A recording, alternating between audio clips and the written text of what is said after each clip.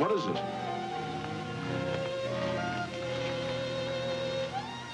The stuff that dreams are made of. Huh? Stuff dreams are made of. At the movies, guys. This is it. We're right mid-festival, Sarasota Film Festival. I got my badge. We don't need no stinking badges. I'm hearing reverb over here, and I'm like, it's going to be like, turn your radio down. Remember they call a radio show, and you got the radio on? They still do that. Anyway, Sarasota Film Festival, I have my lovely guest, my friend, Roxy Baker, who's here, who was at an event today. You were at the Blazing Saddles we did at Film Society, bringing it all together. Blazing Saddles, 1 to 100. What is it? Still funny? 95, 92? 95 for sure. Funnier Love than it. hell. I know. I think that we need more jokes and less woke. Body humor, we need it. Body. Yes. Body. Stoop. Stoop. That's for you, Henry. Henry Tannenbaum, Dr. Henry's reading the Mel Brooks book, All About Me. Oh, yeah. I want to read that, too. What a talent. I mean, really great film. Yeah. An old guy is 90-something. When you say 90-something is an old guy. A couple of older gentlemen are going to be in town Saturday night in Sarasota. This is long in the making. David Amram, who did the Manchurian Candidate and Splendor in the Grass and has worked with everybody. Dick Hyman, who's worked with Woody Allen and Norman Jewison and Moonstruck, has done so many movie scores and bits. This is at the Sarasota Opera House. I think we can go to the screen. We have a slide of this. I like to pump this up a little. Pump it up. These guys are two of the great piano players, composers. There's different ways to get tickets. There's different price points, starting at $25 at the Opera House. They're going to be doing like a give and take. It's going to be really a cool show. I'm kind of producing it. I'm trying to produce it. Pray for me, because it's been 2 years in the making, and these guys are just legends, and it's just an honor. We're going to be filming this, and Mia's going to help me put it together. Great. And so full circle, we're going to try to get it done and enter the film festival next year. It's history. Yeah. And David Amram has been involved with, I think we have a clip of Mr. Amram. And just for me to explain who he is, it's better for me to show a clip. I'm going to show him, and then we're going to talk a little bit about the Sarasota Film Festival. Sure. Because he was an honoree a couple years ago. Let's go to this little short clip of David Amram. We're going to go a couple minutes of this. Who is David Amram? Yeah, the clip.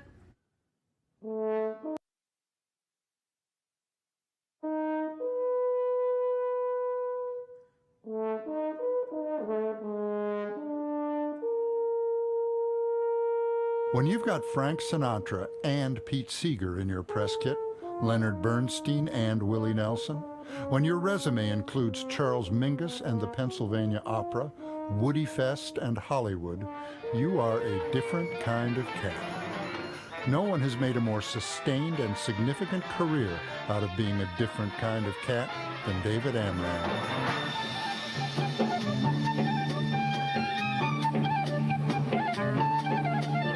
He plays, by latest count, 35 instruments from dozens of countries, has written operas with Joseph Papp and cantatas with Langston Hughes, Broadway scores for Arthur Miller and with Jack Kerouac, introduced jazz to beat poetry readings. You think the mayor wouldn't have time to line them up, because they rolled, and they rolled like the sea. The Washington Post calls Amram one of the most versatile and skilled musicians America has ever produced. Wynton Marsalis calls him a godsend to those who believe in the power of music to change lives and inspire. He's won Lifetime Achievement Awards in jazz, film, and folk, written orchestral pieces based on Latin roots music and the songs of Woody Guthrie, served as State Department Goodwill Ambassador, and written film scores for hits like Manchurian Candidate and Splendor in the Grass. I could sit here all night and just tick down all the names that this man has worked with. He is incredible. I've been a friend of his. I've spent a lot of time with him over the years. It's been really an honor. I'm just so tickled. Yeah, I was there at the last time when he was here at Hollywood 11, right? Yeah, Hollywood 11, he was here. He was being honored. Barbara Koppel was here, gave him the award. Sarasota Film Festival honored him. And this year he's here with a guy that he met in New York. They're going to talk about it. They never played together on the same stage. They were at a party. Dick Hyman equally celebrated. Different comes at a different way.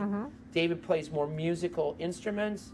Dick Hyman is a composer like David is, pianist, and just great, fabulous talent. And I'm just so psyched to see them. Saturday night, I'm going to hit this thing again. Maybe we're going to. Can you hit that again? Maybe Carrie on the screen. Just want to make sure we hit that a couple times during the show. I also have Dick Hyman work with. There it is. And I love the poster work. Poster's nice. Yeah, the poster's cool. And this is from 2 years ago. We tried to do this in 2020, and you know what happened in 2020? Everyone went insane, including yours truly. I'm medicated right now, or ought to be. But Here and Now and All That Jazz, this is going to be happening Saturday night, 8 o'clock to 9:30. It's going to be a great night for history in Sarasota. The Opera House. Sarasota Film Festival is going on the same time. So it's a packed jam. You know, a bunch of things going on. Right. You've been hanging out the Sarasota Film Festival. Before I get to the clip of Dick Hyman. Yeah. You saw a film last night. You were at the film, and the great Lorenzo was sitting next to you. Right. Right? Saved me a seat. Saved you a seat. It was a full house. I didn't want to sit in the front row. It was a full house. But I sat in the back row. And you, Haley Lou Richardson, who I adore, Columbus. She's amazing. And Owen Teague, who is the man. Yes, the young man. Boy. Yes. Is a Tampa native. Which yeah, that's fabulous. I'm surprised they couldn't get him to come speak or something. Yeah, that's fabulous. But he was a knockout. I read a little bit of your review, and it was about, this is a movie that you need to see on the big screen. For sure. I mean, it's a majestic Montana, where I've visited Montana. Yeah. I've been to Glacier National Park. It's fabulous. Yeah. But you also need to see it because it's not only big sky, it's big emotion. Yes. And again, when you reduce it to some TV, it's not the same. Yeah, no, it's not. It's not the same. 100%. Gorgeous movie, though. I loved it. So your review, you said the performances were as majestic as the vistas. Yeah, I thought it was a great line, by the way. Yeah, thank you. Fabulous. I too, I like a movie to wash over me. I don't like to talk about it right away. Fun fact. A hint. I always tell my film students that. I go, they used to come up to me and go, "What'd you think?" I go, "The credits are still rolling. We have to breathe. I'm letting it go. Right. And then I would chant. Right. No. Yeah. I'm not a film diva that way. I mean, in some ways I am, but Dick Hyman worked with Woody Allen, and I don't know how you feel about Woody Allen. Love Woody Allen. Can we say his name? Yes. Okay. And we should. Woody Allen. Woody Allen. Great filmmaker. I'm not going to get into the personal stuff. I don't know what the truth is. That's the truth of the matter. I'm telling you right now, just apropos, is his name of his book. If you read it, whew, you are for him all the way. So his book is called what? Apropos. Apropos. To me, maybe, or apropos. Yeah, that was it. Or maybe it's just apropos, but it is. That's in the title. I got angry reading some of it. But this is a great filmmaker. Yeah. So Dick has worked. Mr. Hyman's worked with him on Radio Days, Hannah and Her Sisters, some of his iconic works. The one with Jeffrey Daniels. He goes into the screen. Purple Rose. Memories? Purple Rose. Purple Rose. Stardust Cairo. Memories as well. Purple Rose of Cairo. Purple Rose of Cairo. Yeah. Also Norman Jewison, who I interviewed at the Sarasota Film Festival. He's in Moonstruck, which is another iconic film. Let's go to a little clip of the great Dick Hyman playing the piano. What's this called? Knuckle Busters or something? Finger Busters, because he has all these aliases. He's so cool. Okay.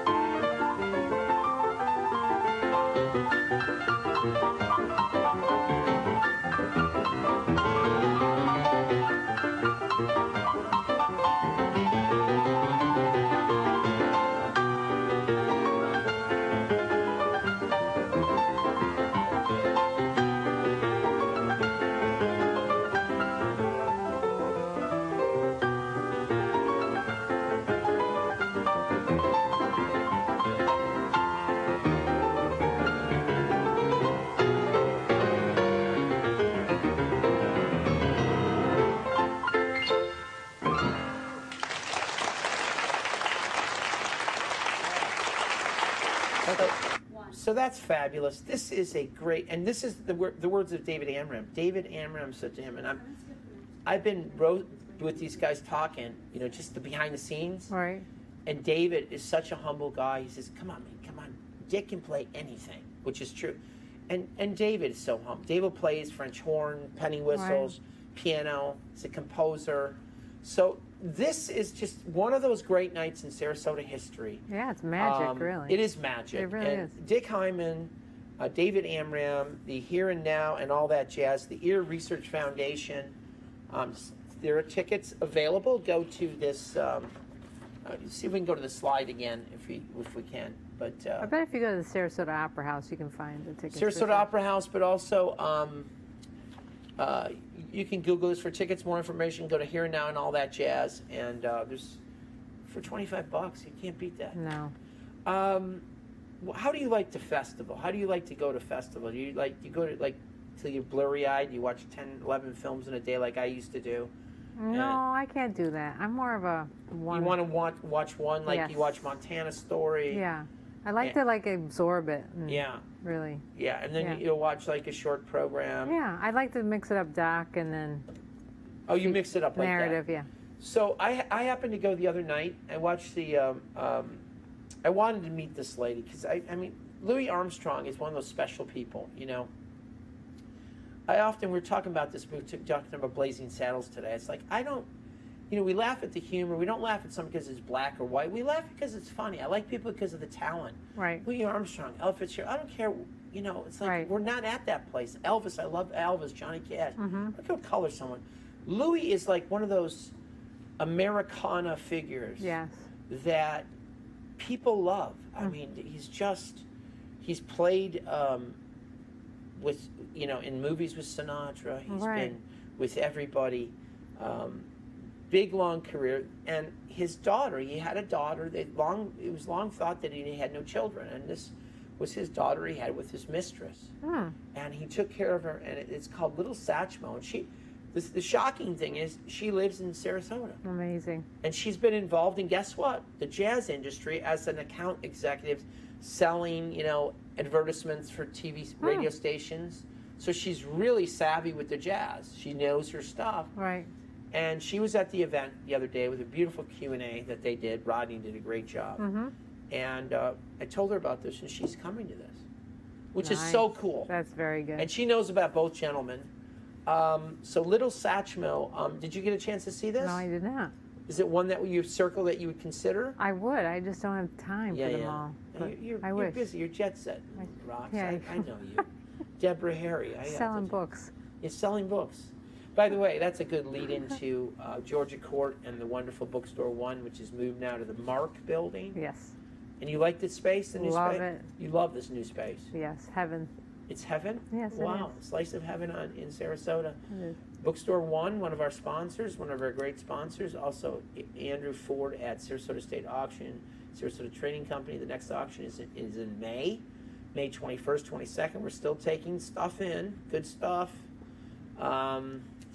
And we're down there near Burns Court and owns Fish Camp. Also, Eric is one of our sponsors, a great mechanic. I think I'm going to have to take my car to him soon, or take it to the dealership. I think I have to go to the dealership for now, but anyway.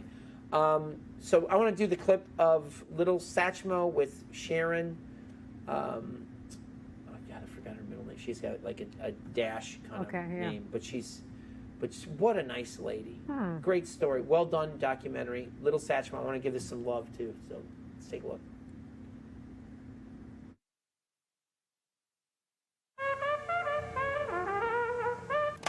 This is Louis Satchmo Armstrong, and I know Sharon is a good girl. She better be. You, Sharon? You better be a very good girl. I'm the only child Louis Armstrong ever had. He knew it, my mother knew it, and I know it too. Tell Sharon she is the most blessed child in the world. The only thing she will probably miss is the lovely, juicy kisses she gives to her daddy Satchmo. Tee-hee. Why, it's Louis Armstrong. Who else? But I want to know how you're feeling and you're coming home soon. I sure would be glad to see you in the little shaver. Publicly fawning over a child fathered with his mistress wasn't exactly an option for Louis Armstrong. He always wanted to be a father, but we had to keep it all secret.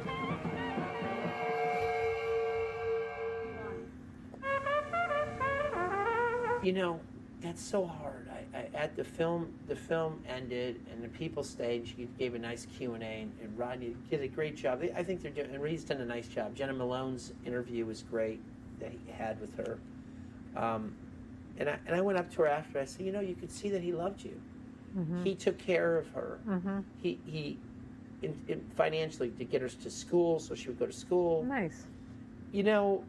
He had the affair, which is not the greatest thing, you know, but at least he acknowledged her. Sure. And you can see, though, she came out nice, though. She's not. That's good. She's not bitter. She's better, it seems like. She's, like, well-adjusted. Yeah. And she said a lot of, just a really well-done film. Nice. I was very moved by it. I love things like that. You saw this movie, Oleg. Yes. Russian star, TV star.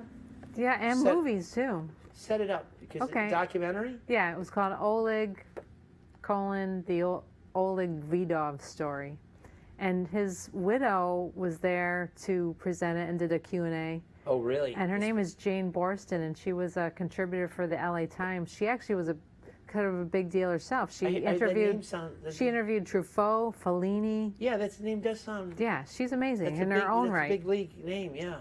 And then the gentleman who did the voiceover for Oleg in the film is a kind of a big star too. I wrote down his name because I didn't take note that day. But Costa Ronin, who was in The Americans. He was in Once Upon a Time in Hollywood. He's a Russian actor himself. Okay, yeah. And he sort of did the voiceover because Jane wanted someone that sounded exactly like her ex-husband, or not her ex-husband, her dead husband.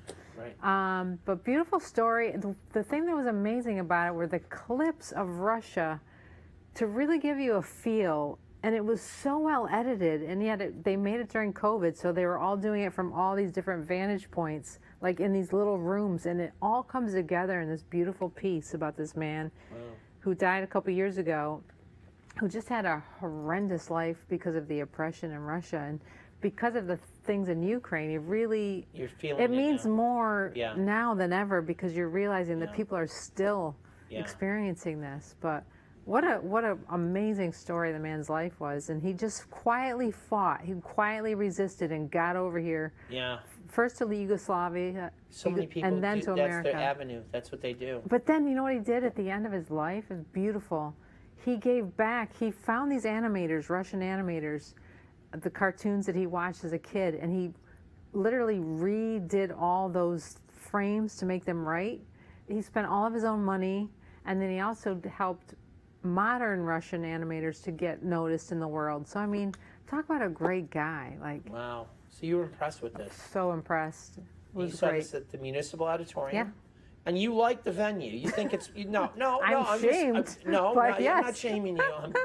You like the chairs. You like the venue. It's good. I'm not judging you. I'm not prosecuting you. You're not Lorenzo. You know? I tell the whole truth, nothing but the truth. So help me. And I liked it there. I don't know. I liked it too. I just think that. And I thought Rodney did a great job with the Q&A. Yeah. So we're going to take a look at Oleg. Some people just adore martinis. Others love iced tea. In Venice, they all go for Bellinis. But coffee, that's for me. I've tasted every kind of brew at every coffee shop. As a boy, I was mystified. I became a merchant the day that I was in that automat. But this one was the top. There was all kinds of people, poor people to matrons in furs. There was nothing like the coffee at the automat. Right, the silverware. Here come the actors. It was right near the theaters, and the food was so fresh. From a silver dolphin spout, the coffee poured right out. Not to mention, at the end, a little spurt of cream. There was nothing like the coffee at the Automat. I love those little windows that opened, and sometimes what you wanted was missing, and you knocked on the window, waved to the person with. You have to understand they had no latte grande, no quizzical baristas in your way. Life changes, things change, we all get a little older, but the older you get, the more you reflect back on what came in the beginning, the Horn and Hardits and the Automats of the world. And for just a shiny nickel, your taste buds you could tickle with that wonderful, magnificent, unbelievable, awesome coffee at the Automat.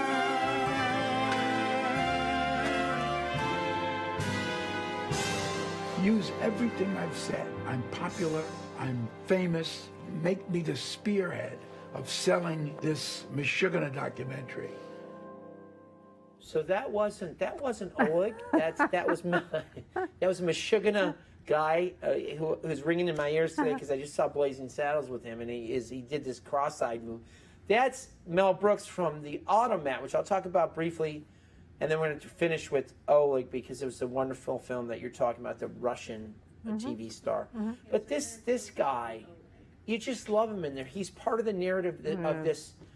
All it is really an automated sandwich, maybe the precursor to fast food. It's actually better than fast food. It's quality food for a nickel. And he said something in this thing. He goes, I had a thing for the lady that had the nickel. We'd give her $1 and she'd give us 20 nickels. And she was like, she didn't even have to count. She just went like this. He goes, where's that lady with the nickels? Because he'd get like all the nickels for his brothers, Irving. All right. And then it was like they get like they would talk about the food they would get. It's so nostalgic and beautiful, and I love stuff. Like I'm a sucker. Jay's over here. He's talking in the car the other day, and we're talking about Hot Wheels. Oh my God! With the tracks, the plastic tracks. Oh my God! I gotta go see this documentary now. There's a documentary on it. Oh my God! I wish I had my Hot Wheels, but I love stuff like that. So this is Automat. This is one of my Gussies of the next week. We'll do the Gussies. It's already gonna get one. I'm just telling you, but that's a great Mel Brooks. And it's called Hard and Holt. Oh my God! What the hell is? It's the stupidest name. Holt and Hardhead or something. It's H&H. These two guys that developed this. It started in Philly, and then they went to New York. And then it talks about the ascent and the demise. And it's just a great, well-done piece. Oh, it sounds good. I wish I could have seen more. Seriously. Oleg, though, we're going to close with this clip. And before we do, I want to talk about this poster. These two great guys are going to be in Sarasota, the Sarasota Opera House, 8 o'clock on August 9th. They have made it through COVID, as we all have, made it through so much. They're 93 and 95. It's amazing. Pops is playing in St. Pete the night before. As a matter of fact, Mark Familio asked me, he goes, I told him that David's down here. He goes, oh, could he come to this thing? He wanted him to come tomorrow night. Well, under the bridge, because he loves him. We gave him the award. He performed over there. It was fabulous. And Dick Hyman, of course, his reputation precedes him. David can't wait to play with him. I mean, these two guys. That's what's so cool about musicians, that they can just groove together without ever, like you said, without planning it. They just get in the groove. There's a lesson there. Yeah. There's a lesson. And actually, all the musicians are kind of hip about it. I went to Robbie Rose, and I go, Robbie, can you work this? Because I want to throw him some, because he's a good cat. He's very good. And he goes, I got, he gave me 2 names on the bass. So one of the guys' names was Isaac Mingus. Well, this guy, David, played with Charles Mingus, the Charles Mingus. So I said, Isaac's in. Isaac knows Dick Hyman really well. So it's like, cool. So it's like working. Rufus is going to be playing with him. Nice. And it's just a cool thing. And Allie Ryerson, it's got some nice players, and it's going to be a wonderful thing. We're going to go out with Sarasota Film Festival still going on. They got their street party tomorrow night. I want to throw them some love over there near Coconut. I think it's Coconut. Yeah, Coconut. Is that where Mark is? And they have food trucks. That's pretty cool. And then the closing night film is the same night as this. Support it. It's winding down. And I think it goes till Sunday because that's they do one. They do a after Sunday. Yang. They do. They Yes. do. They do it. They do. So we're going to close with Og. Thank you for being here tonight. Thank you. Roxy. Thank you. Thank We'll you. see you guys at the movies. Thank you, Mia. Thank you, Jay. Thank you, Mark. Thank you, Carrie. Thank you, Dick and David, for coming into town and doing this. And go see movies like Oleg. We'll see you guys at the movies.